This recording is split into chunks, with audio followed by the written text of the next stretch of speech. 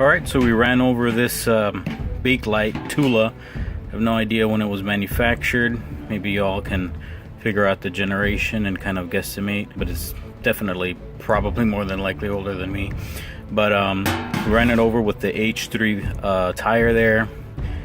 Since it's Bakelite, it's very rigid. It doesn't flex like the advanced polymers that we have right now. So I think when I crushed this without any ammo in it, that would have been its weakest point. Now that it has ammo in it, it's more than likely going to be a lot stronger. So I don't have the H3 with me today. I'm going to use a sedan, and I'm going to run over it a couple of times, put the tire over it, and then maybe kind of turn it around, turn the wheel around a couple of times, and see if this works. So we'll see what happens. Alright, we got the Bakelite filled with rounds, and hopefully my camera doesn't fall over and I don't miss anything, but I'll put this right here.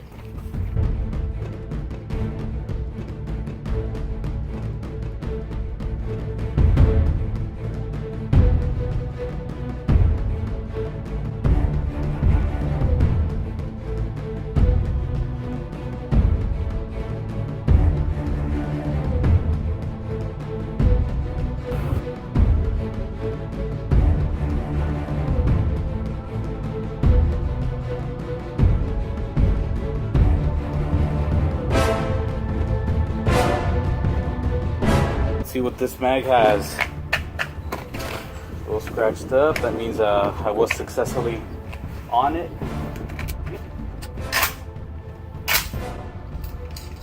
Whoa.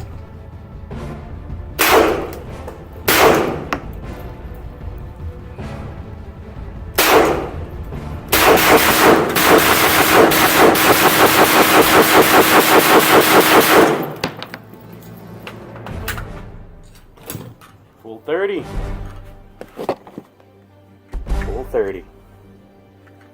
So after reviewing the running over vid, it looks like this mag got escaped a little bit. So I'm just going to run it over back and forth, back and forth. I'm not going to mess with the left and right motion of the tire so it doesn't escape on the system.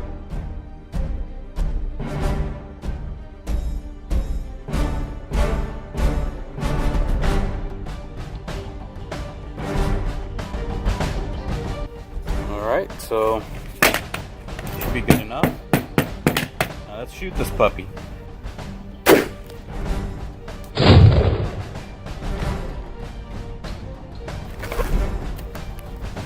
Yeah, I guess I hit it way too low. Maybe I can find a replacement spring. I'm gonna go and hit this one more time on the opposite side, and maybe I can find a replacement spring and see if it works after that.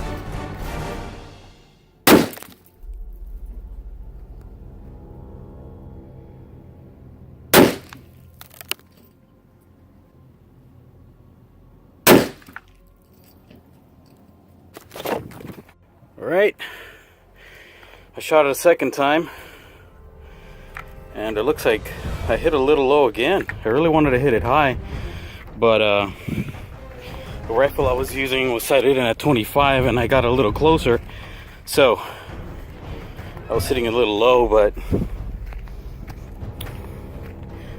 yeah, that floor plate is a little damaged. I really wanted to hit it a little high. Alright, I successfully shot it a third time. This time, this is where I wanted to hit initially. And unfortunately, this is the first one, this is the second one. We basically know that if you hit the spring, the magazine goes to crap. So I really wanted to first initially hit it up high, see if we could run it like that, maybe even clean up the residue inside. But what I'm going to have to do is disassemble this mag, probably get a new floor plate. Maybe I can salvage this one, maybe I can't. I'm gonna have to see what type of damage we have in here, and I'm gonna try to make this magazine run again. If I get a replacement spring, I may even have a 7.62x39 AR-15 spring that I could possibly use. I think I may come back with that, and just make sure that everything inside is essentially smooth, so the rounds will go in and go out. But I'll tell you this, compared to polymer magazines like Magpul, I don't see as much cracking as I did with the Magpuls. This is a very hard material. I would have expected it to crack a long time ago, but it's holding up like a champ, I'll be honest with you. So it's going to be interesting once I clean this up to see if I could revive this mag and still use it. This is 3 rounds with 7.62x39, so that's pretty heavy stuff. So I'll see what I can do with this.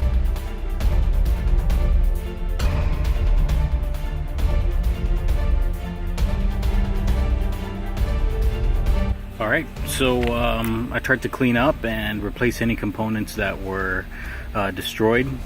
This is a Russian Tula Bakelite with C Products AR-15 7.62x39 spring, a Magpul floor plate and a base plate, and a Magpul follower. So yeah, it's kind of a Franken mag. I thought I had put 30 rounds here, but the 30th round didn't want to go all the way in, or maybe I was putting in 31 rounds. I don't know. When I go shoot this, I'm going to go ahead and count as I'm firing. But what I am noticing right now is that it's not trying to bulge open as the Magpul polymer mag did. So as you can see, I'm not even using any tape. I had to use tape on that other test that I did on the Magpul AK mag, the Moe mag. So so yeah, that's pretty impressive right here. The follower is a little bit tight. I modified it just enough to fit, so hopefully that's not necessarily a problem. I'm going to take a rifle and test it out. So I have some hollow points and full metal jackets here. Hopefully the rifle likes it and doesn't cause any jams, so we're able to just test out the performance of this to see if it still works after I did this implant that I did on parts, but we'll see. Alright, so we have the magazine loaded, hopefully with 30 rounds. If it doesn't have 30 rounds, then I can only contribute that to the odd parts that we basically put on here that doesn't allow full 30. But for sure we have 29, worst case scenario. So we're gonna go ahead and try it. I'm gonna just do some regular shooting, maybe go a little fast, maybe a little slow. I'll see how the gun functions. Goes in smooth.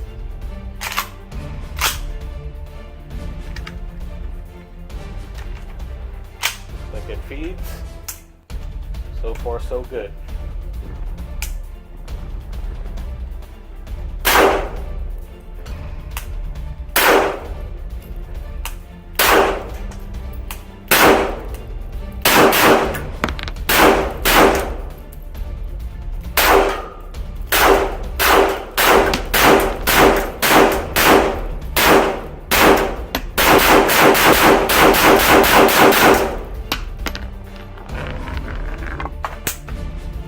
Looks like you dumped all the mags. It looks like we got a working mag. I didn't need to put any tape around this to hold the body together. I may just have to live with the fact that it's going to be a 29 round magazine unless I get some surplus parts in here and restore it back to at least some type of original configuration, even if it's not with original Russian parts. But we got a good working mag here. So this concludes as far as shooting tests.